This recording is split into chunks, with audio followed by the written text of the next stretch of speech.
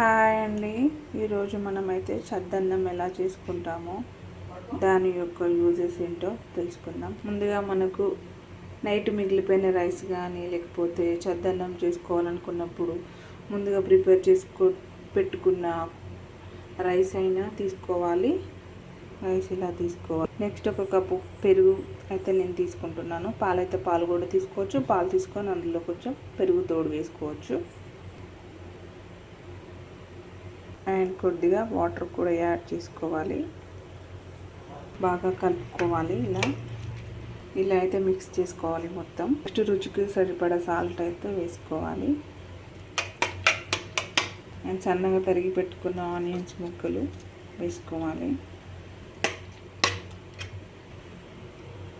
తరిగి పెట్టుకున్న మిర్చి వేసుకోవాలి.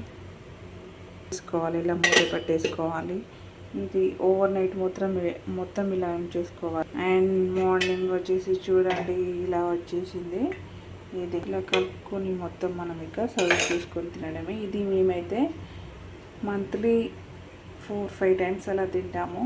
ఇది చాలా హెల్తీకి చాలా మంచిది. డీహైడ్రేషన్ అయిన బాడీకి కూడా చాలా విటమిన్స్ మినరల్స్ అని మనకు అందిస్తుంది.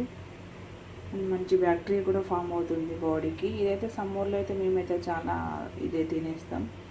సో సమ్మర్లో చాలా మంచిది బాడీకి. ఇది మిగిలిన అన్నం ఇలా చేసేసుకోవచ్చు.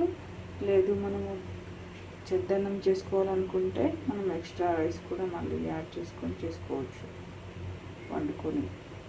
చూడండి, చద్దన్నం ఇలా తినడం వల్ల మన బాడీకి చాలా మంచి పోషకాలు అందుతాయి. ఇలా మేమైతే సమ్మర్లో చాలా తింటామండి. బాగుంటుంది బాడీకి. మనకు సమ్మర్లో బాడీ కూడా చలవ చేస్తుంది.